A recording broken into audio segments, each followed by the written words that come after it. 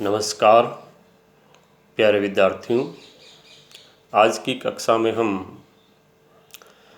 मलिन बस्तियां या गंदी बस्तियों के बारे में चर्चा करेंगे।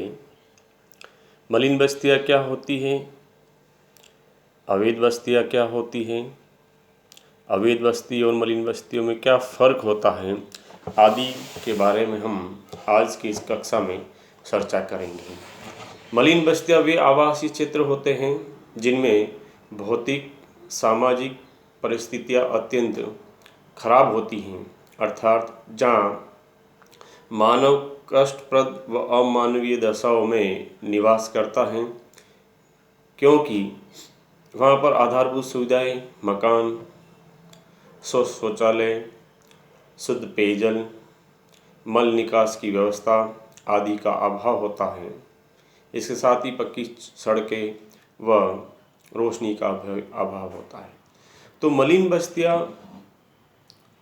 वे होती हैं जहां पर आधारभूत सुविधाएं की कमी होती है, और अवैध बस्तियां वे होती हैं जो कानूनी रूप से वैध नहीं होती।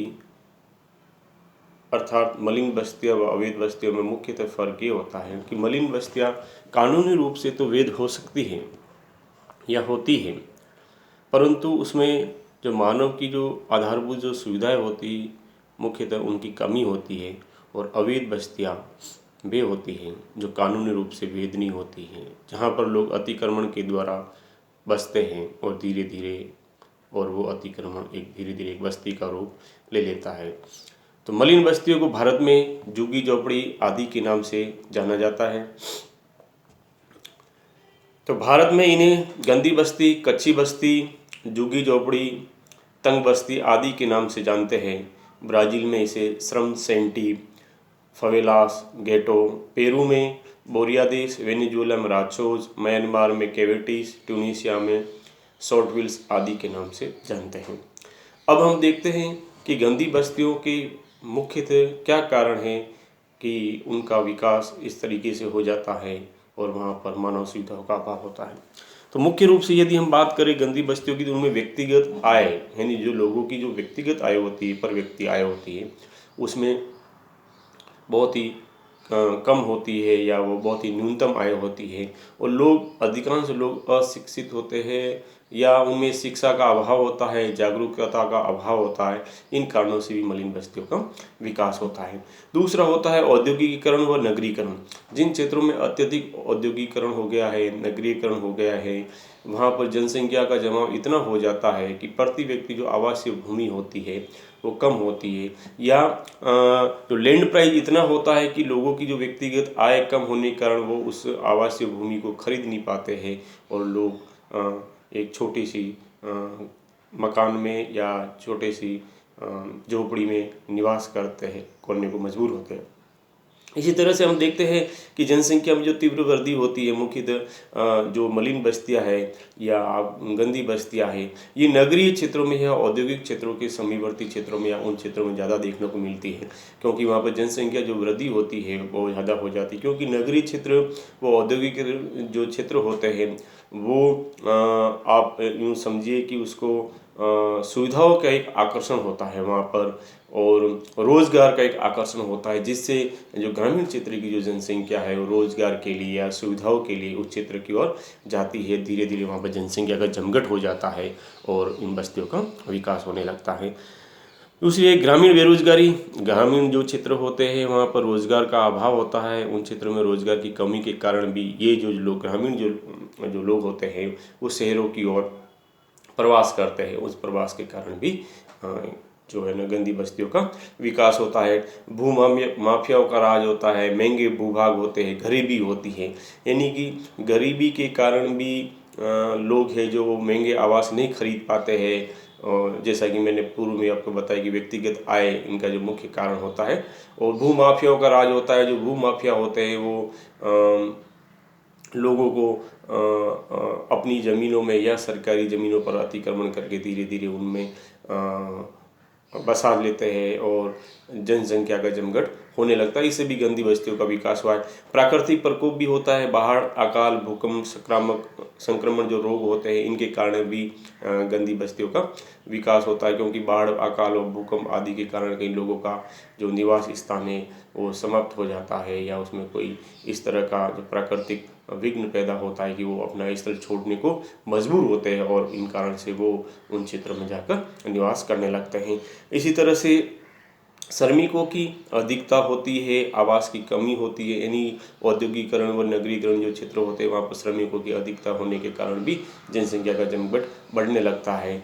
इसके साथ ही सरकारी जो उदासीनता होती है वह स्थानीय निकाय होते हैं, जैसे म्यूनसिपलिटी क्षेत्र होता है या नगर निगम आप कह सकते हैं, नगर परिषद कह सकते हैं, महानगर पालिका भी अपन उसमें कह सकते हैं। तो ये जो सरकारी जो स्थानीय लोकल लेवल के जो आपके जो निकाय होते हैं और उनमें जो सरकार की उदासीनता होती है उन तरफ कोई ध्यान नहीं दिया जाता है, इस कारण से भी गंदी बस्तियों का विकास होता है।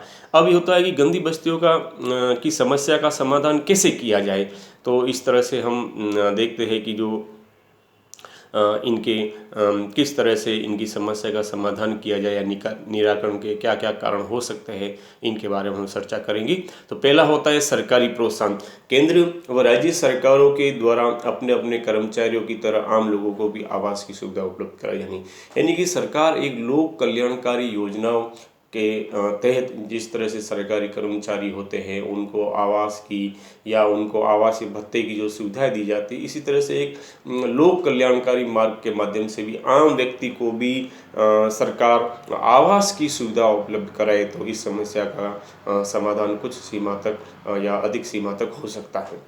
दूसरा है अनाधिकृत बस्तियों का नियमन किया जाए, यानी कि मैंने पहले भी कहा है कि जो अवैध बस्तियां होती है, अनाधिकृत होती है, क्योंकि वो कानूनी रूप से मान्य नहीं होती है और लोग अतिक्रमण करके सरकारी भूमि पर निवास बना लेते हैं, वो सरकार भी या राजनीतिक पार्टी भी अपने वोट बैंक के कारण उन चीज़ों को प्रोत्साहन देती है। तो सरकार को ये चाहिए कि जो अनाधिकृत बस्तियाँ है या अवैध बस्तियाँ है उनका कानूनी रूप से उनको नियमित किया जाए और वहाँ पर कई तरह की जो आधारभूत सुविधाएं है वो उपलब्ध कराई जाए, तो इन बस्तियों का सुधार हो सकता है। इसी तरह से जो राष्ट्रीय आवास जो योजना होती है उसमें इन लोगों को है ना सर्वोच्च प्राथमिकता दी जाए। जैसे पूर्व की सरकारों में इंदिरा आवास चलती थी, अभी प्रधानमंत्री जो आवास योजना चल रही है और सरकार का ये भी ध्यान रहता है कि हम सरकार अपने घोषणा पत्र में भी कई बार कहती है कि हम 2024 तक या 2022 तक सभी लोगों को आवास दे देंगे। राज्य सरकारों का भी ये होता है कि हम प्रत्येक व्यक्ति को आवास देंगे।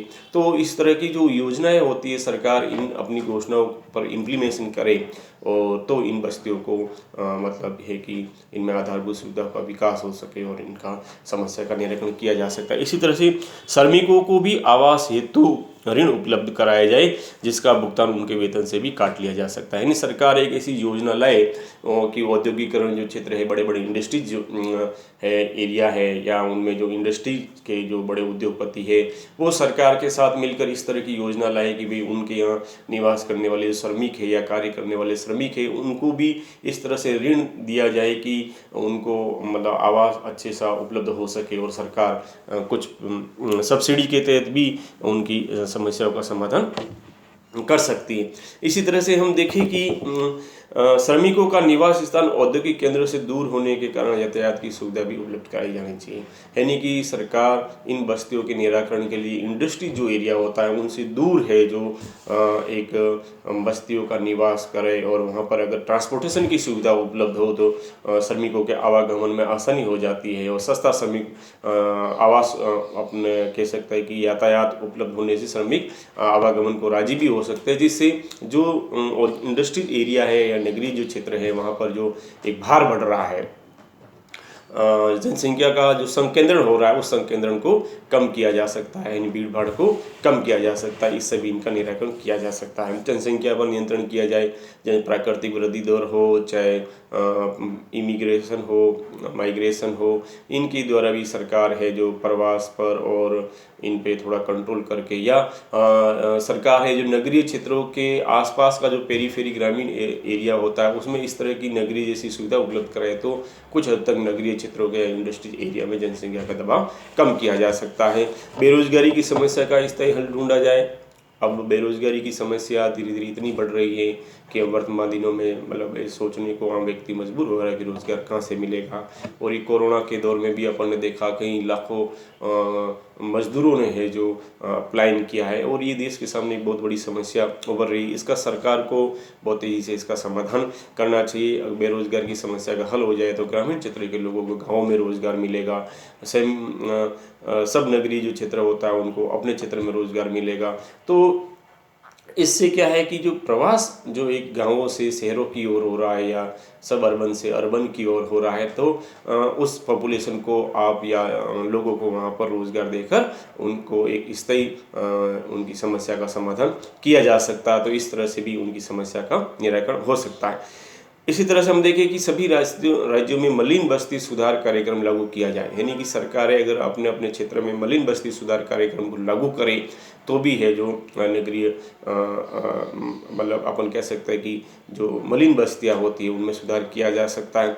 इसी तरह से सरकारों के द्वारा लोगों को जो विस्थापित किया जाता है, कई बार अपन ने देखा है कि जो सरकारें होती है वो किसी बड़े प्रोजेक्ट के लिए वो स्थानीय लोगों को उनका माइग्रेशन करती है, और माइग्रेशन के द्वारा भी उनका है जो विस्थापन होता है, उससे भी ये समस्याएं धीरे धीरे बढ़ने लगती है। इसी तरह से हम देखते हैं कि सरकार को मतलब स्थानीय जो निकाय होते हैं या जो राज्य सरकारें होती है वो स्वस्थ नगरीय भूमि उपयोग की नीति को कार्य योजना के अमल में लाए तो भी इनकी समस्या का समाधान हो सकता है। और सरकारी क्षेत्र के अपन देखते हैं कि सरकारी व निजी जो भागीदारी होती है, सरकार चाहे एनजीओ के माध्यम से करे, चाहे बड़े इंडस्ट्रियल एरिया के या उद्योगपतियों के माध्यम से करे, या किसी एक बड़ी स्कीम के तहत मतलब आम लोगों की भागीदारी से भी इस समस्या का समाधान किया जा सकता है। तो प्यारे विद्यार्थियों, मलिन बस्तियाँ जो आज अपन ने पढ़ा कि मलिन बस्ती क्या होती है, अवैध बस्ती और मलिन बस्ती में किस तरह से फ़र्क होता है या भिन्नता होती है, और इन मलिन बस्तियों के विकास के क्या कारण हैं, उनकी समस्याओं का समाधान किस तरह से किया जा सकता है आदि के बारे में अपने इस तरह चर्चा की। तो आपको बहुत बहुत धन्यवाद।